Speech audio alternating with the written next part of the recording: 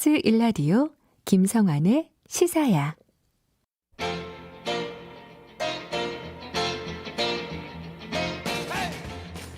한 주 동안 있었던 뉴스 가운데 우리가 조금 더 깊이 들여다봐야 할 이슈를 짚어보는 시간입니다. 뉴스야 외전 함께 하실 패널 두 분 소개해드리겠습니다. 김민아 시사평론가, 배종찬 인사이트K 연구소장 자리하셨습니다. 안녕하세요. 안녕하십니까. 안녕하세요. 네, 한 주 동안 잘 보내셨죠? 그렇죠. 네. 시간이 너무 빨리 안 가가지고 빨리 가야 금요일이 오는데. 그렇게 설 지나자마자 뭐 일주일 그렇죠. 지금 벌써 지나가고 있는 건데. 답답했죠. 네. 빨리 그냥 어떻게 해서든 좀 시간을 빨리 가게 해서 금요일이 왔구나. 아, 너무 좋았죠. 아니 원래 놀면 네. 그 다음 일주일이 굉장히 힘들잖아요.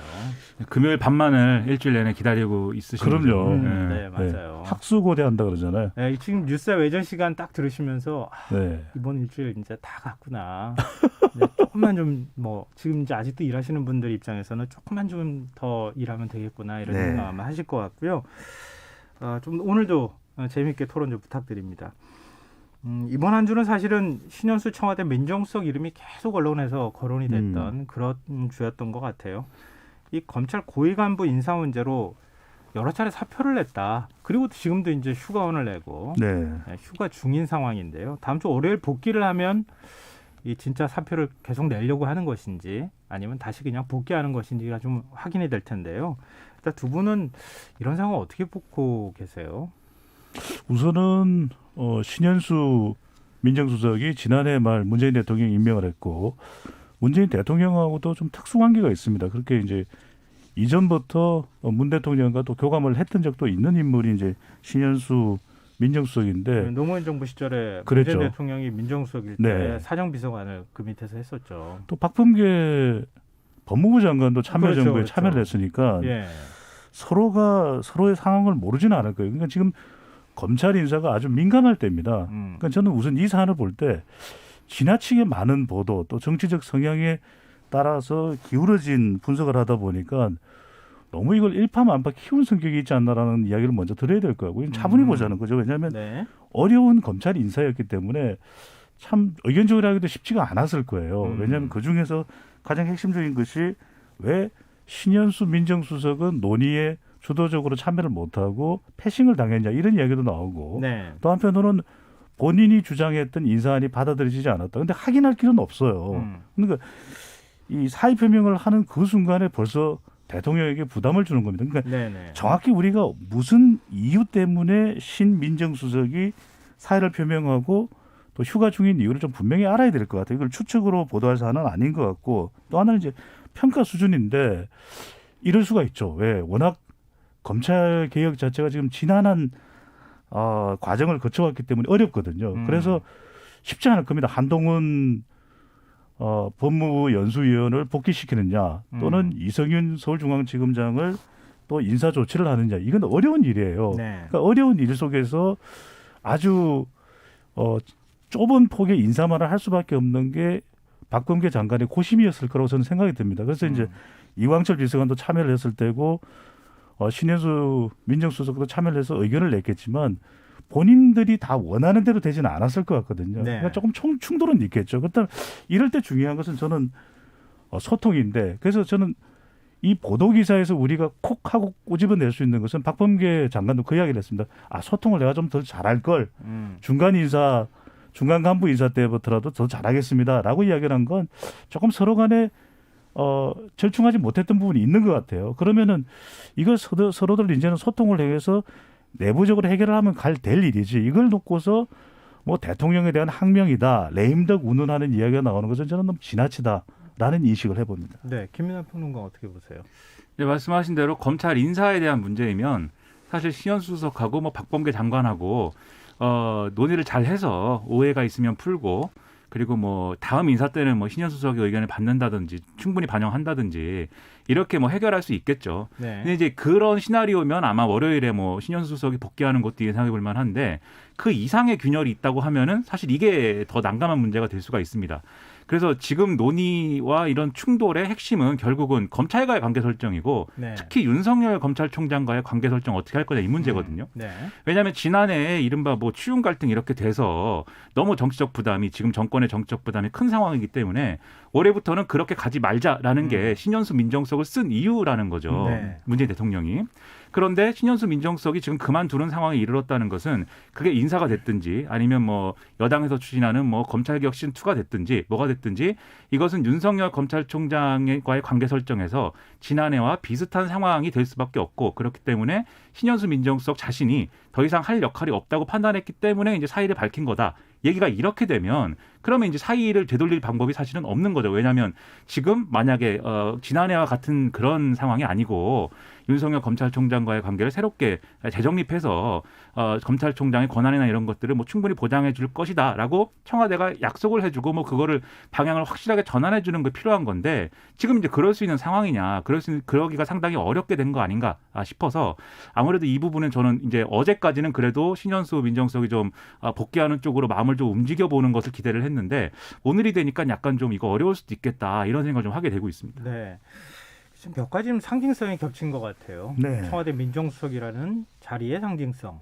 예를 들면 대통령 비서실장도 건너뛸 수 있을 정도의 힘을 가지고 있는 자리잖아요. 뭐 우리나라 민심 동향부터 시작해서 네. 사정기관의 각종 정보가 모이는 일종의 저수지 역할을 민정수석이 하는 거니까 그 민정수석이 지금 뭔가의 불만을 갖고 사의를 표명했다. 그게 검찰 인사다. 여기까지는 이제 확인이 된 것 같고요. 두 번째 상징성은 문재인 대통령이 이른바 추윤 갈등을 거치면서 상당히 지지율도 떨어져 있는 상황에서 검찰하고 좀 더 새로운 관계 설정을 모색하는 과정에서 그 관계 설정을 모색하는데 화해 메시지라고 해야 될까요? 중간에 중재자로서의 어떤 역할을 신현수 민정수석에 기대했는데 검찰 고위급 그 검사장급 이상 인사가 4명 지금 난 건데 거기에 따라서 불만을 갖고 사표를 제출했다. 그럼 상당히 또 그것도 문제란 말이에요.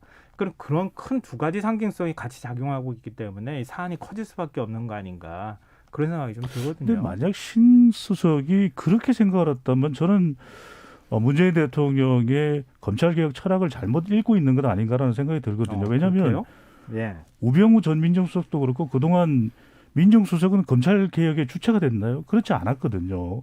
오히려 국정농단되는 그런 상황 속에서도 민정수석이 충분히 그 감찰 기능, 감시 기능을 할 수 있었음에도 못했다라고 하는 평가를 받았고 네. 지금도 그럼 윤석열 검찰총장의 힘을 더 실어주고 윤 총장이 어중대로 인사를 하는 것이 최선인 건가요? 그렇지는 않거든요. 그렇다면 신현수 민정수석이 내가 이제 대통령에게 임명을 대고 발탁을 받았기 때문에 검찰 관련 인사에 내 의중이 상당히 반영될 수 있겠다. 이렇게 생각했다면 저는 오산이라는 것이죠. 만약에 그랬다면 네. 그리고 설사 그랬다고 하더라도 차차 차근차근 단계 밟아가면서 대통령과 조율을 하든 또 소통을 하든 또는 경우에 따라 청와대 내에 있으니까 왜 그걸 논의를 못합니까? 그러면 대통령께 말씀드릴 일이 좀 있습니다. 왜 그래요? 신수석. 그러면서 이러이러한 게 제 생각입니다. 대통령께서 좀 조정을 해. 그렇게 해서도 반영을 할 수 있고 문재인 대통령에 대해서 뭐 야당에서는 비판을 많이 합니다만은 청와대 내 보좌진이 이야기하는 것에 대해서 이런지야 묵살하겠습니까? 그건 아니거든요. 그리고 박범계 장관도 지금 소통을 계속 이야기하고 중간 인사 이야기를 꺼내는 걸 보면 중간 간부 인사 상당히 이것이 충돌로 비화되는 것에 대해서 부담을 느끼고 있다고 볼 수 있지 않습니까? 네. 그다음 저는 신수석도 조금 더 전향적으로 그렇다면 단계 밟아 나갈 때 이번에는 의견이 어느 정도 반영될 수 있고 이게 사실은 더 중요하지 않았나.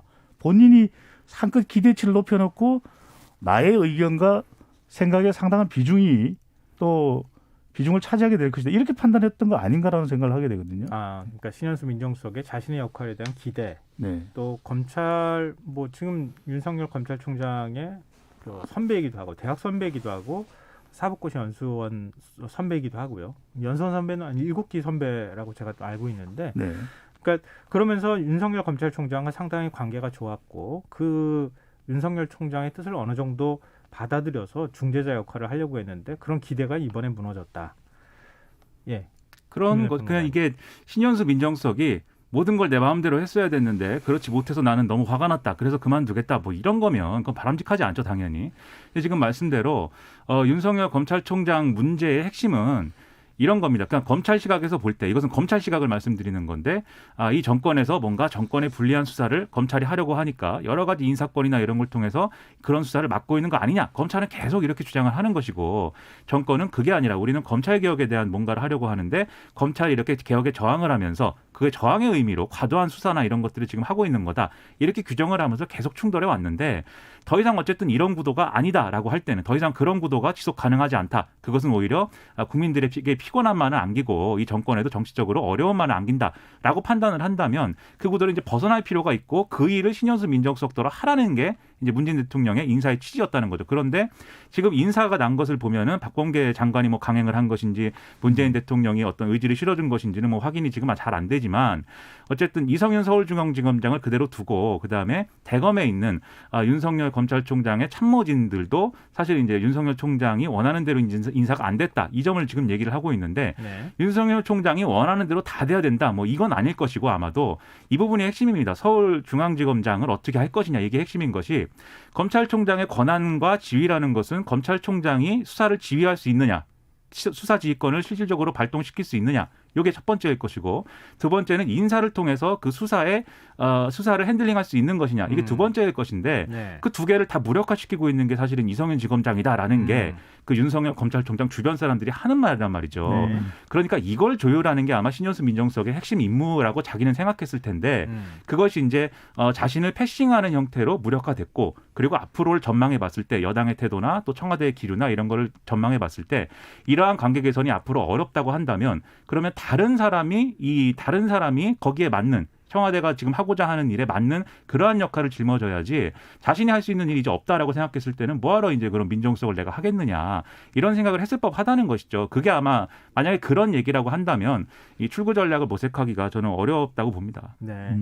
이게 참 그 절차상의 문제에 있어서 뭐 청와대도 그 부분을 인정한 것 같은데요. 그러니까 신현수 민정수석이 인사 문제와 갈등을 박범계 법무부 장관과 했다고 하는 사실까지는 인정을 했고 인사가 나는 과정에서 그 박범계 법무부 장관의 의견이 조금 더 많이 반영이 되거나 일방적으로 인사안이 발표화된 것 이것도 또한 청와대 설명으로 보면 맞는 것 같아요. 그러니까 서로 간의 의견 조율이 안 된 것 그 상황에서 인사가 발표가 되니까 나를 무시했다라고 하는 그런 생각들이 있을 것 같고 본질적으로는 아까 말씀하셨던 것처럼 청와대가 윤석열 검찰총장에 갖는 불신 이게 가장 근본적인 문제로 자리 잡아 있는 것이다. 이렇게 지적을 해주셨는데요. 그렇다 하더라도 이 민정수석이라는 자리가 가지는 상징성 앞서 얘기했잖아요. 근데 민정수석이 뭔가 불만을 갖고 이런 식으로 사표를 던지고 지금 검찰과 갈등 국면에서 이런 사표를 냈다고 하면 이른바 이제 언론에서도 평가하는 것처럼 이 권력 누수 현상으로 연결되는 것 아니냐. 이게 만약에 청와대가 촘촘하게 뭔가에 의사소통이 됐다고 하면 이런 일이 안 벌어졌다고밖에 볼 수가 없지 않습니까? 그런 이른바 레임덕의 신호 아니면 조짐 이렇게 해석하는 것에 대해서는 어떻게 보십니까? 그건 레임덕까지 이야기하는 건 좀 과하겠죠. 왜냐하면은 레임덕이라고 하는 것은 대통령의 지지율도 뭐 이제 추락을 하고 또 사실상 대통령의 이 국정 운영도 사실상 불능의 상태가 되는 정도를 이야기할 때 우리가 레임덕이라고 얘기하지 않습니까? 네. 근데 대통령의 지지율이 지금 계속해서 바닥으로 추락하고 있는 그런 상황도 아니고 그렇다고 해서 지금 각 부처에 대한 국정 운영을 대통령이 사실상 할 수가 없는 불능의 상태라도 보기가 어려운 거죠. 그러니까 지나치게 정치적으로 해석을 해서 민정수석이 임명된 지 뭐 2개월도 만 2개월도 되지 않은 상황에서 사의 표명을 했다는 것 자체가 문재인 대통령의 이 정치적인 무능력함 그리고 레임덕 아니냐 이렇게 이제 평가를 하는 것인데 그건 지나친 것이고 저는 김연아 평론가 이야기에도 상당히 공감이 됩니다. 공감이 되는데도 불구하고 사의를 표명했다는 것은 분명히 문재인 대통령에게도 전달이 됐을 거예요. 네. 그리고 적어도 문재인 대통령이 아니 그러면 신수석이 뭐 때문에 사의를 한다는 거예요. 아 그런 일이 있었어요? 그 모든 것들을 대통령이 다 알 수는 없는 거 아니겠습니까? 아니 그렇다면 그게 뭔지 우리 좀 문제를 해결합시다. 이런 이야기도 분명히 있었을 거란 말이죠. 그렇다면 적어도 민정수석은 대통령의 보좌하는 위치에 있습니다. 자, 내 생각대로 안 됐다고 해서 그럼 난 못하겠습니다. 난 이거 못 해먹겠어요. 라고 이야기하는 자리가 민정수석 자리가 아니라는 거죠. 그리고 또 아까도 말씀드렸지만 지금 검찰개혁이나 이 윤석열 총장과 관련된 수사 지휘권이나 인사권과 관련된 부분은 아주 민감한 부분이에요. 네. 계속해서 논란이 되고 있고 어느 한쪽에 손을 들어주기도 상당히 힘든 이슈까지 지금 진화가 돼 있는 또 전개가 돼 있는 상황이기 때문에 저는 이때 좀 더 분명하게 내부적으로 소통을 통해서 문제 극복을 하는 것이 더 우선적이지 않았나라는 판단을 들고 야당에서 뭐 걸핏하면은 이건 네임덕이라고 이야기하는 것은 네임덕의 이 정책 사전을 좀 찾아봤으면 좋겠어요. 네. 일단 네임덕이냐 아니냐는 이제 경우의 수를 따져봐야 되는데 청와대 해명대로 예를 들면은 이 검찰 인사를 하는 과정에 이 신현수 민정수석이 패싱이 되고 박범계 법무부 장관이 이것은 신현수 민정수석과 조율된 사안이라고 대통령께 보고를 해서 그것을 대통령이 제거한 결과가 이제 이렇게 된 것이다라고 하면 그거는 레임덕의 전조 아니냐라는 비판이 저는 나올 수가 있다고 봅니다. 왜냐하면 이 앞의 상황이 문재인 대통령이 신현수 민정수석을 임명한 것은 다시 말씀드리지만 검찰과의 관계 개선을 하라는 거였는데 네. 이 제기된 인사안과 제가되는 그 인사안의 결론은 검찰과의 관계 개선이 아니지 않습니까? 즉 대통령과의 뜻과 다른 것을 장관이 이 뜻과 다른 것을 뭐 그게 월권이든지 아니면 다른 뭐 기만이든지 이런 방식으로 관철을 시켰다면 그것은 이제 레임덕이 오는 거 아니야? 라고 이제 의문을 가질 수 있는 사안이죠. 그리고 박범계 장관이 그런 관철시킨 그 인사안은 누구의 생각이 담겨 있는 것이냐. 이게 굉장히 얘기가 이상해지는 거죠. 네네. 이런 시나리오라고 한다면 그래서 의심해 볼 만한 부분인데 그게 아니라 이 문재인 대통령이 신현수 수석을 임명했고 검찰과의 관계 개선을 모색하려고 했지만 문재인 대통령 자신의 판단에 따라서 이번에는 이렇게 인사를 해야겠다. 그리고 이 인사에 대해서 신현수 수석이 이 조율을 이제 거부하고 있기 때문에 그냥 패싱하고 내가 그냥 제가 해야겠다. 이렇게 해서 한 거라면 그건 이제 레임덕의 문제라고는 볼 수 없겠죠. 다만 이제 정치적인 어려움이 있을 선택을 왜 할 수밖에 없었는가? 거기서 어떤 문제가 있었기에 이런 선택을 한 것인가는 또 따져봐야 될 문제겠지만 뭐 이 부분이라면 적어도 레임덕이라고 할 수는 없겠죠. 네. 아니 근데 저는 이 이야기는 꼭 하고 넘어가야 될 것 같은데 김민하 평론가께서도 그게 이제 단정적인 것이 아니라 그럴 수도 있지 않겠냐라고 이야기를 하신 것이기는 합니다만 박범계 장관이 윤석열 총장하고도 만났어요. 그래서 인사와 관련했던 이야기를 두어 차례 나눴다고 하지 않았습니까? 네. 그리고 이 검사 인사를 장관 마음대로 할 수 있는 게 아닐 겁니다. 분명히 인사가 잘못됐다면 아니 인사가 보고가 안 됐다라 설사 보고가 안 됐다더라도 대통령이 보도되는 걸 보면서 인사를 모르겠습니까? 이거 이렇게 인사에 대해서는 안 돼요. 박 장관 뭐 하고 있어요? 그런 이야기를 왜 안 하겠어요? 그냥 장관이 하는 대로 마음대로 놔두겠습니까? 그렇지는 않다라는 거예요. 근데 이 인사가 정해놓고 답을 정해놓고 인사는 이렇게 돼야 됩니다라고 한 사람의 의견이 절대적으로 반영이 되냐? 그렇지 않다라는 말씀을 드렸거든요. 어려워요. 네. 그래서 그걸 이해하는 수준에서 신수석도 의견이 있다면 그 의견을 제시하고 이번에 왜 이게 잘 안 되는지에 대해서 물어보고 서로 협의를 하고 소통을 할 수 있겠죠.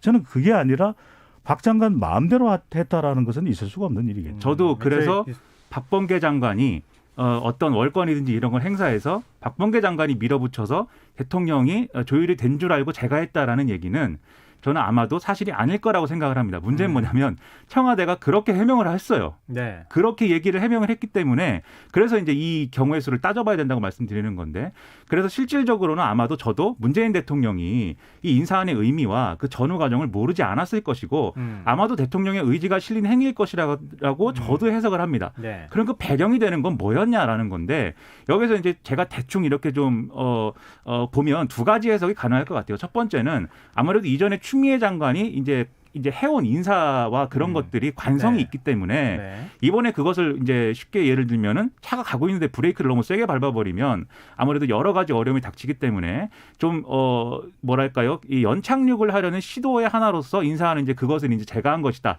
이런 해석이 첫 번째로 가능할 것 같고 두 번째는 이제 보수 언론들이 주로 제기하는 해석인데 이 배공교 전 장관에 대한 구속영장을 이제 네. 검찰이 이제 청구를 하는 바람에 대통령이 진노하여서 이거 검찰하고는 관계를 풀 수가 없다 이렇게 생각해서 제가 했다 뭐 이렇게 지금 뭐 그렇게 주장하는 게 이제 보수 언론의 해석이거든요. 근데 가능성을 따진다면 저는 이렇게 전자가 좀 더 가능성이 있지 않을까 싶고 후자의 경우는 아무래도 청와대는 계속해서 뭐 이런 탈원전 문제, 이 열성 1호기 조기 폐쇄 문제에 대해서 검찰 수사가 진행되는 거는 그거는 뭐 여러모로 정책 자체에 대해서는 이 수사의 칼날을 들이댈 만한 문제는 아니다라고 얘기를 하고 있지만 그 과정에서 의혹에 대해서는 그걸 수사하는 건 부정한 적이 없기 때문에 그 부분을 좀 면밀히 봐야 되고 뭐 그런 차원에서는 제가 볼 때는 뭐 백운규 전 장관 문제는 아마 아닐 것이다. 저는 그렇게 생각을 합니다. 네, 둘이 예리한 분석을 해주셨는데요. 그러니까 지금 청취자분들도 의견 보내주시는데 그 8974님 신수석을 민정수석으로 임명한 대통령의 오판 아닌가요? 그리고 8682님 중이 절이 싫으면 떠나야죠. 이렇게 또 의견 주셨고요. 9944님 신현수 수석의 처신은 공직자로서의 자세도 아니고 대통령에 대한 예의도 아닙니다. 이렇게 좀 엇갈리지만 의견을 좀 보내주셨는데요. 이제 남아있는 건 인사는 이미 난 것이고요. 그렇죠. 예. 민정수석은 지금 뭐 다음 주 월요일 날 복귀하면은 또 사표를 제출할지 안 할지는 모르겠지만 그러면은 이제 뭔가 확연하게 그림이 좀 보일 것 같은데요. 청와대가 최대한 빨리 좀 이 사태를 봉합해야 되지 않겠습니까? 어떻게 사태를 좀 마무리를 짓거나 하면 좋을까요?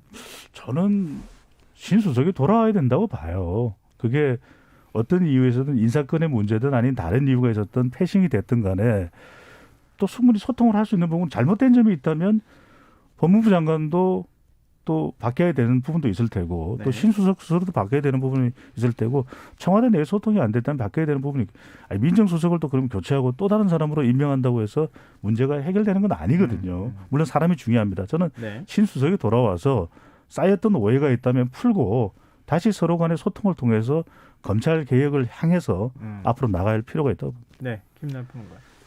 지금 상황이 이제 결국은 1차적으로는 신현수 수석의 의지에 달린 문제여서 뭐 여러 어려움에도 불구하고 이런 뭐 그게 인사 갈등이든지 뭐든지 월요일에 돌아온다고 하면 일단은 돌아오는 걸로 이제 1차적인 문제는 해결이 되겠죠. 네. 근데 만약에 이게 인사의 문제였다면은 그게 봉합 가능한 문제인데 앞서 말씀드렸듯이 어떤 철학의 충돌이었다라고 한다면 길게 가지는 못할 것 같고 그것도 아마 뭐 재보선을 지나면 아마 그만두지 않을까 뭐 이런 얘기도 나오고 하는데 그게 뭐 모양을 어떻게 만드느냐도 굉장히 중요합니다. 그래서 네. 만약에 신현수 수석이 나는 정말 그만두는 수밖에 없다라고 판단을 할 경우에 뭐 당연히 사람이 직업 선택의 자유가 있기 때문에 뭐 그만두든지 뭐 그거는 자기가 알아서 할 일입니다. 근데 이제 그 맥락을 어떻게 만들 거냐에 있어서는 뭐 내가 이 검찰에 뭐 예를 들면 이 정권이 추진하는 검찰 개혁에 반대해서 뭐 그만두는 것이다라고 얘기하는 것과 내가 일신상의 어떤 이유가 있어서 여러 어려움이 있어서 이제 직을 수행하기 어렵게 됐다라고 해명하는 것과 이게 다른 거거든요. 네.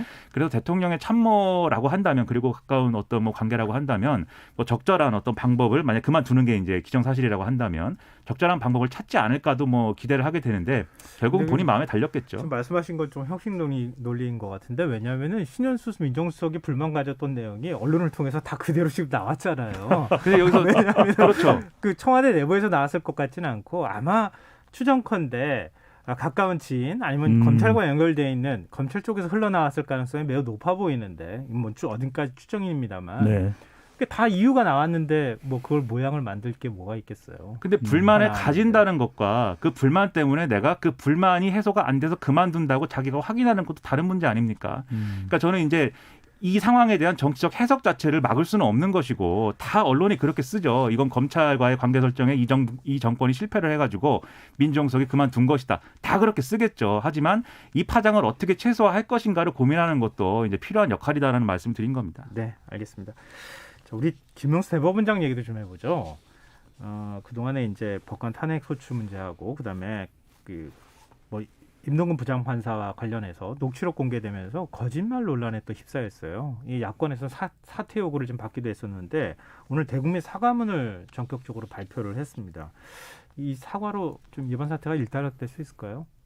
뭐 아주 뭐 이 무자르듯이 일단락되기는 좀 어렵다고 생각이 됩니다. 왜냐하면 지금 사과라는 것은 사과의 내용을 보면 첫 번째로 이제 결과적으로 거짓 해명이 된 거에 대한 사과인 것이죠. 그래서 임성근 부장판사에 대해서 이제 그 탄핵 가능성 이런 것들을 언급을 하면서 이 사직원을 받아주는 것은 이제 불가능하다 이렇게 얘기한 적이 없다고 그랬는데 네. 결국 탄핵을 언급한 것이 녹취록을 통해서 드러났기 때문에 그것이 이제 부주의한 어떤 해명이었기 때문에 그것에 대해서 사과한다는 것이지 임성근 부장판사를 이제 그 사직을 이제 사표를 받는 것을 거부하는 과정에서 어떤 정치적 고려가 있었다거나 그건 아니라고 이제 해명을 한 거거든요. 네. 그런데 예를 들면 국민의힘이라든지 그리고 법원 내에 이제 김명수 대법원장을 적대하는 뭐 이런 판사들의 주장이라든지의 방점은 왜 거짓말을 했느냐가 아니라 이 정치적인 판단을 왜 이 정치권의 눈치를 보고 왜 판사의 사의를 받아주지 않았느냐 뭐 이걸 가지고 지금 얘기를 하고 있는 것이기 때문에 이 논란 자체가 이제 일단락되지는 않을 것 같고 여전히 이어지겠습니다. 다만 그럼에도 불구하고 대법원장이 1차적으로 지금까지는 이제 명확하게 이제 입장을 이렇게 대국민 사과라든지 뭐 이런 형식으로 뭐 드러내지는 않았던 거니까 1차적으로 입장을 얘기했다는 점에서 뭐 파장이 좀 줄어들 수는 있겠는데 네. 뭐 여지는 좀 이어지겠죠. 네. 저는 이렇게 봐야 될 것 같아요. 그러니까 지금 김영수 대법원장도 상당히 난감할 겁니다. 그러니까 이른바 우리가 영화 친구를 보면은 마이무 다이가 이게 나오거든요. 네. 그러니까 계속 이 비난도 이어질 거예요. 그런데 이제 대법원장을 사퇴하라. 이것도 정치적인 요구거든요. 네.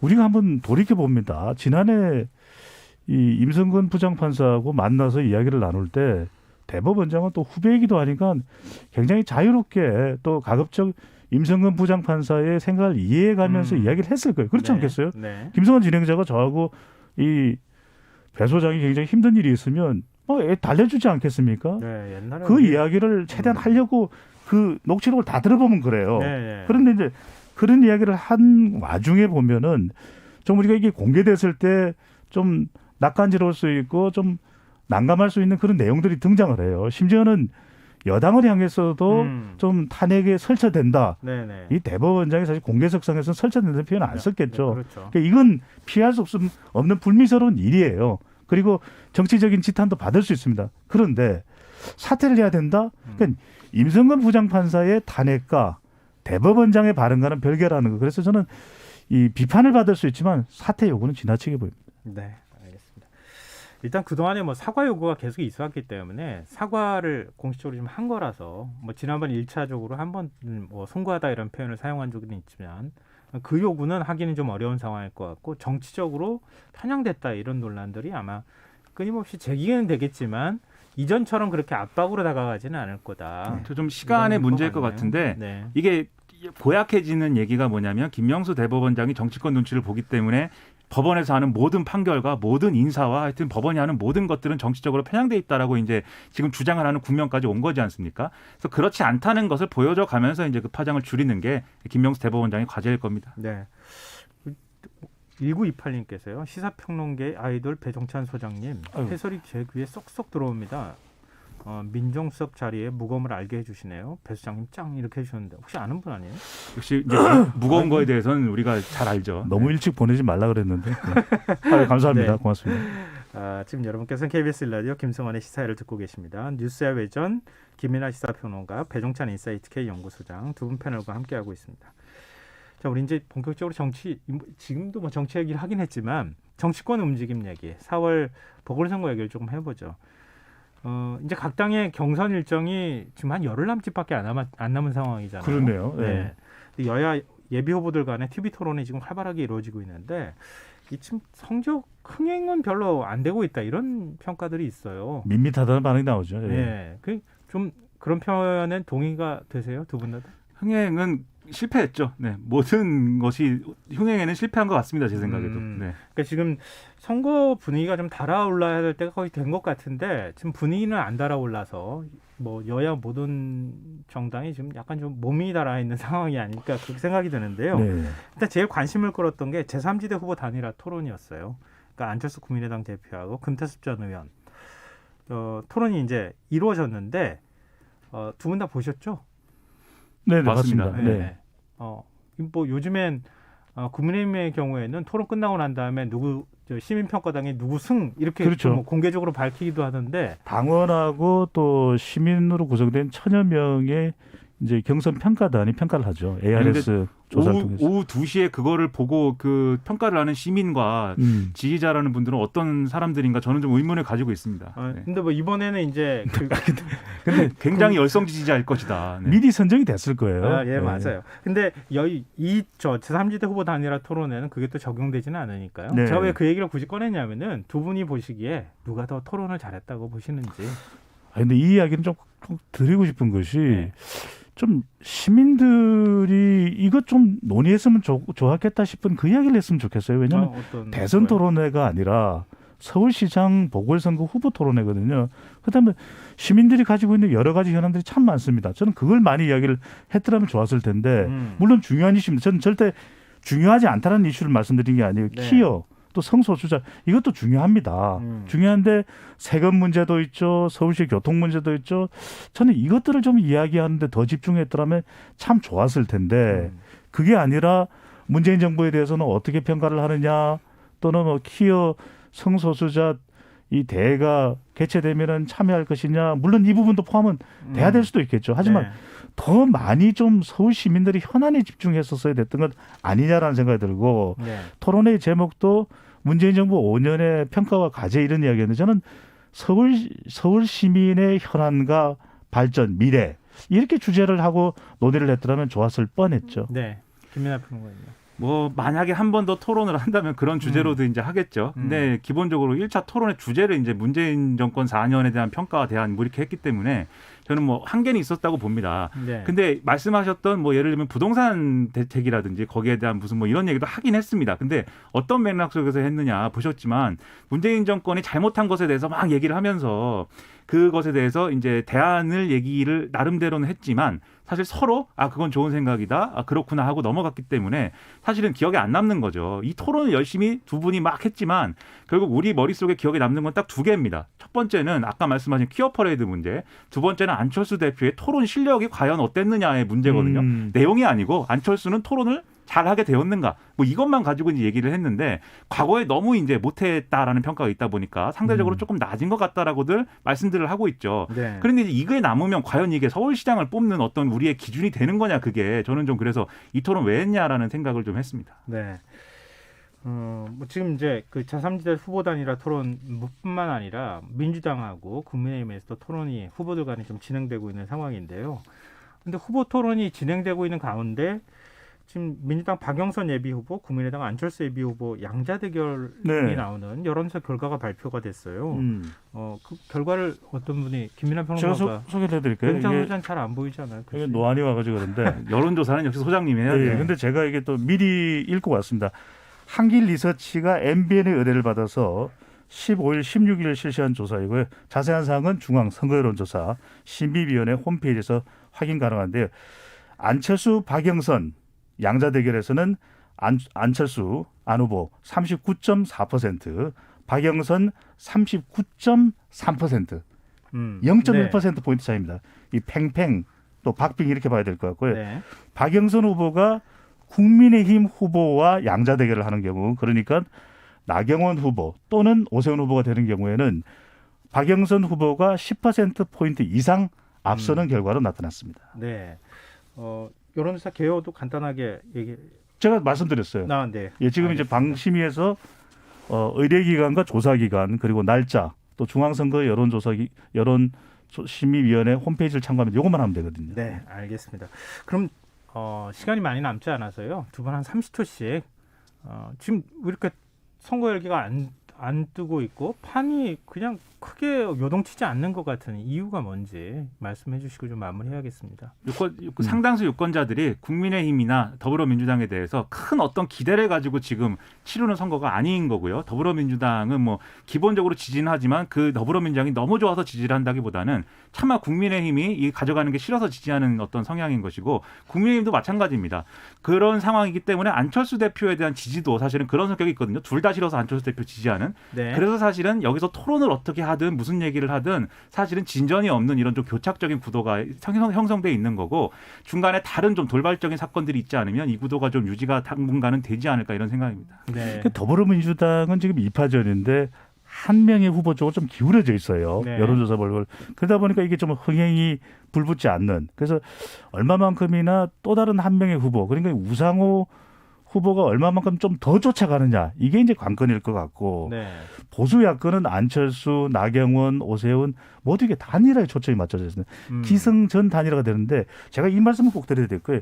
이번 서울시장 선거는요. 단일화도 또 흥행도 아니라 이 세5 지서 세대는 50대 지역은 서쪽이 결정한다. 이런 말씀드리는데 그 지역이 어딜지 궁금하신 거는 다음 주에. 네. 마지막으로 이렇게 은평구 아닙니까? 저 네. 은평구 사는데. 은평구는 아니에요. 네, 알겠습니다. 아직 뭐 본격적인 선거 그 기간에 들어간 건 아닌데 네. 뭔가 선거판이 좀 출렁거리는 그런 또 지켜보는 재미가 있어야 되는데 그런 재미가 별로 없는 아직까지는. 그래서 요즘에는 시사야를 지켜보면 되죠. 알겠습니다. 네, 오늘 두 분 토론 여기서 마무리하겠습니다. 뉴스의 외전 지금까지 김민하 시사평론가, 배종찬 인사이트 K 연구소장 두 분과 함께했습니다. 고맙습니다. 감사합니다.